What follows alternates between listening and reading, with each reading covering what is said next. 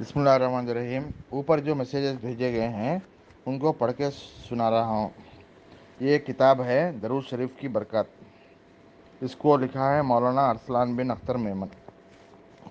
دیکھیے، رسول اکرم صلی اللہ علیہ وسلم نے اتنے جو احسانات کیے ہیں اس امت پر اور آخرت میں بھی کریں گے، اس کے بدلے میں رسول اکرم صلی اللہ علیہ وسلم نے کچھ نہیں مانگا، صرف اہل بیت کی محبت مانگی ہے۔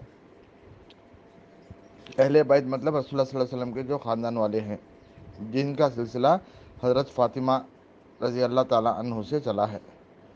عموماً یہ جو لوگ سید رہتے ہیں وہی لوگ اہل بیت ہیں، رسول اکرم صلی اللہ علیہ وسلم کے خاندان سے تعلق رکھتے ہیں۔ ان کی محبت کرنا چاہیے، ان کی عزت کرنا چاہیے۔ یہ واقعہ سنا رہا ہوں، پڑھ کے مجھے اچھا لگا، سوچا کہ آپ لوگوں کو بھی سنا دوں۔ پتہ نہیں اللہ تعالیٰ کس کو اس سے فائدہ پہنچائے۔ کہنے والا سننے والوں سے زیادہ عمل کا محتاج ہے۔ واقعہ پڑھ رہا ہوں۔ حضرت عبداللہ رسا اپنی کتاب تحفہ میں لکھتے ہیں کہ بغداد میں ایک شخص فقیر، حاجت مند، عیالدار، صابر و عابد رہتا تھا۔ ایک دن رات کو نماز کے لیے اٹھا تو اس کے بچے بھوک کی وجہ سے رو رہے تھے۔ جب وہ نماز سے فارغ ہوا تو اس نے بچوں اور بیوی کو بلا کہا کہ بیٹھو اور اللہ تعالیٰ کے حبیب پر درود پاک پڑھو اور دیکھو کہ اللہ تعالیٰ کیسے درود پاک کی برکت سے ہمیں غنی کرتا ہے اپنے فضل و جود اور احسان سے۔ لہٰذا وہ سب بیٹھ گئے، درود پاک پڑھنا شروع کیا۔ درود پاک پڑھتے پڑھتے بچے تو سو گئے، اللہ نے اس مرد صالحہ پر بھی نیند طاری کر دی۔ جب آنکھ سو گئی تو قسمت جاگ اٹھی اور شاہ کنن صلی اللہ علیہ وسلم کے دیدار کی دولت سے مشرف ہوا، اور آقا دو جہاں صلی اللہ علیہ وسلم نے تسلی دی اور فرمایا کہ جب اللہ تعالیٰ کے حکم سے صبح ہوگی تو اے پیارے امتی، تجھے فلاں مجوسی کے گھر جانا ہوگا اور اسے میرا سلام کہنا، نیز یہ کہنا کہ تیرے حق میں جو دعا ہے وہ قبول ہو چکی ہے، اور تجھے اللہ کے رسول فرماتے ہیں اللہ تعالیٰ کے دیے میں سے مجھے یعنی قاصد کو دے۔ یہ فرما کر رسول اللہ صلی اللہ علیہ وسلم تشریف لے گئے اور مرد صالح بیدار ہوا تو مسرت و شادمانی انتہا کو پہنچی ہوئی تھی، لیکن اس نے دل میں سوچا کہ رسول اللہ صلی اللہ علیہ وسلم کی صورت شیطان تو نہیں بنا سکتا، پھر رسول اللہ صلی اللہ علیہ وسلم پر محال ہے کہ وہ مجھے آگ کے پجاری کی طرف بھیجیں اور پھر اس کو سلام بھی فرمائیں، کیسے ہو سکتا ہے؟ پھر سو گیا تو پھر قسمت کا ستارہ چمچا، پھر نبی صلی اللہ علیہ وسلم نے وہی حکم دیا۔ جب صبح ہوئی تو مجوسی کے گھر پہنچ گیا تو مجوسی کے پاس جا کے مجوسی نے پوچھا آپ کو کوئی کام ہے؟ وہ بولا کہ میرے تیرے درمیان علیحدگی کی بات ہے۔ اس نے نوکروں غلاموں کو دیا کہ وہ باہر چلے جائیں۔ جب تخلیہ ہو گیا تو مرد صالحہ نے کہا تجھے ہمارے نبی صلی اللہ علیہ وسلم نے سلام فرمایا۔ یہ سن کر مجوسی نے سوال کیا کون تمہارا نبی ہے؟ فرمایا محمد صلی اللہ علیہ وسلم۔ یہ سن کر مجوسی نے کہا کیا آپ کو معلوم نہیں کہ میں مجوسی ہوں مگر ان کے لائے ہوئے دین کو نہیں مانتا؟ اس پر اس مرد صالح نے فرمایا میں جانتا ہوں، لیکن میں نے 2 بار حضور صلی اللہ علیہ وسلم کو دیکھا ہے اور مجھ کو اسی کی بات تاکید فرمائی۔ یہ سن کر مجوسی نے اللہ تعالیٰ کی قسم دلائی کہ کیا واقعی تجھے تمہارے نبی نے بھیجا ہے؟ اس نے کہا اللہ تعالیٰ شاہد ہے، مجھے یہی فرمایا۔ پھر مجوسی نے پوچھا اور کیا کہا ہے؟ اس نے ایک مرد نے کہا حضور صلی اللہ علیہ وسلم نے مزید یہ فرمایا ہے کہ تو اللہ کے دیے ہوئے میں سے مجھ کو کچھ کو دے، اور یہ تیرے حق میں دعا قبول ہے، اور یہ کہ تیرے حق میں دعا قبول ہوئی ہے۔ اس مجوسی نے پوچھا تجھے معلوم ہے کون سی دعا ہے؟ اس نے جواب فرمایا مجھے علم نہیں۔ پھر مجوسی نے کہا میرے ساتھ اندر آ، میں نے تجھے بتاؤں کون سی دعا ہے۔ جب میں اندر گیا تو بیٹھے تو مجوسی نے کہا اپنا ہاتھ بڑھا تاکہ میں آپ کے ہاتھ پر اسم اللہ قبول کروں۔ اس نے کہا ہاتھ پکڑ کر اشہد ان لا الہ الا اللہ و اشہد ان محمد رسول اللہ۔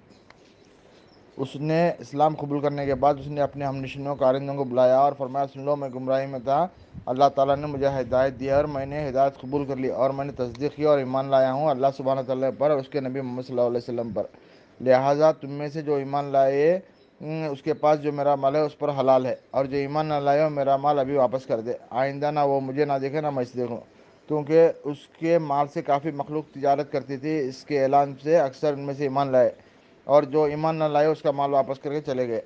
پھر اس نے بیٹے کو بلا کے وہی بات کہی، بیٹا بھی سن کر مسلمان ہو گیا اور کہا اشہد ان لا الہ الا اللہ و اشہد ان محمد رسول اللہ۔ پھر اس نے بیٹی کو بلایا جو اب کے اپنی ہی بھائی کے ساتھ شادی شدہ تھی اور یہ مجوسیوں کے مذہب کے مطابق تھا، یعنی بہن بھائی کر دیتے تھے۔ اس نے بیٹے سے بھی وہی کہا جو اپنے بیٹے سے کہا تھا۔ اس کی بیٹی نے کہا مجھے خدا میں ہے خدا کی، میری شادی کے دن سے آج تک اپنے بھائی کے ساتھ ملاپ نہیں ہوا بلکہ مجھے سخت نفرت رہی ہے۔ اس نے بھی اسلام قبول کیا، اشہد ان لا الہ الا اللہ و اشہد ان محمد رسول اللہ۔ یہ سن کر باپ بہت خوش ہوا۔ اس نے مرد صالحہ سے کہا کیا آپ چاہتے ہیں کہ میں آپ کو وہ دعا بتاؤں جس کی قبولیت کی خوشخبری آپ لائے ہیں؟ اور وہ کیا چیز ہے جس نے رسول اللہ صلی اللہ علیہ وسلم کو مجھ سے راضی کیا ہے؟ مرد صالح نے کہا ضرور بتائیں۔ اس نے کہا جب میں اپنی بیٹی کی شادی اپنے بیٹے کے سے کی تو میں نے عام دعوت کی، سب لوگوں کو کھانا کھلاتا رہا، حتیٰ کہ کیا شہری کیا دیہاتی سب کھا گئے۔ جب سب کھا کر فارغ ہو کر چلے گئے، چونکہ میں تھک کر چور ہو چکا تھا، میں نے مکان کی چھت پر بستر لگوایا تاکہ آرام کروں، اور میرے پڑوس میں ایک سید زادی جو کہ سیدنا امام حسن رضی اللہ تعالیٰ عنہ کی اولاد میں سے ہے اور اس کی چھوٹی چھوٹی بچیاں رہتی ہیں۔ جب میں اوپر لیٹا تو میں نے ایک صاحبزادی سے سنا کہ وہ اپنی والدہ محترمہ سے کہہ رہی تھی، امی جان آپ نے دیکھا کہ ہمارے پڑوسی مجوسی نے کیا کیا ہے؟ ہمارا اس نے دل دکھایا، سب کو کھلایا مگر ہمیں اس نے پوچھا تک نہیں۔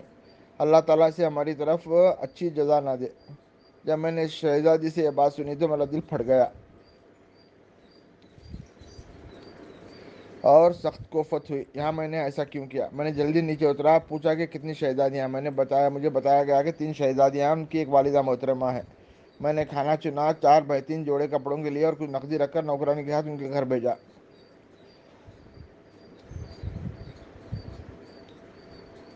اور خود میں دوبارہ مکان کی چھت پر چڑھ کر بڑھ گیا۔ جب وہ چیزیں جو میں نے حاضر کی تھیں ان کے پاس ہاں پہنچیں تو بہت خوش ہوئیں، اور شہزادیوں نے کہا امی جان ہم کیسے یہ کھانا کھا لیں، حالانکہ بھیجنے والا مجوسی ہے۔ یہ ان کو سن کر ان شہزادیوں کی والدہ محترمہ نے فرمایا بیٹی اللہ تعالیٰ کا رزق ہے، اس نے بھیجا ہے۔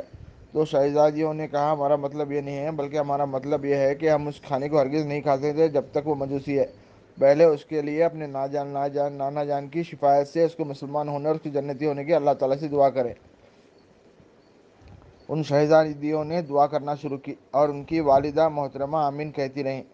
لہٰذا یہ وہ دعا ہے جس کی قبولیت کی بشارت حبیب خدا صلی اللہ علیہ وسلم نے تیرے ہاتھ بھیجی ہے، اور میں حضور صلی اللہ علیہ وسلم کے حکم کی تعمیل یوں کرتا ہوں کہ جب میں نے اپنی بیٹی کی شادی اپنے بیٹے سے کی تھی تو میں نے ساری جائیداد میں سے نصف ان لڑکے لڑکی کو دی تھی اور نصف میں نے رکھا تھا۔ اب چونکہ ہم سب مسلمان ہو گئے ہیں اور اس مبارک اسلام نے دونوں بھائی بہن کے درمیان جدائی کر دی ہے، وہ مال جو ان کو دیا تھا وہ آپ کا ہے، آپ لے جائیں۔ دیکھیے جمعہ کا دن ہے، زیادہ سے زیادہ درود پڑھیں۔ درود بہت سے چیزوں کو فائدہ دیتا ہے اور انشاءاللہ ہم لوگوں کو اس وبائی مرض سے بھی بتایا یہ کرے گا۔ کم سے کم استغفر اللہ یا اللہم اغفر لی 500 بار پڑھ لیں، اور چھوٹا درود ہے صلی اللہ علیہ نبی الامی 300 بار پڑھ لیں۔ دعا کا طالب امداد علی۔ السلام علیکم ورحمۃ اللہ وبرکاتہ۔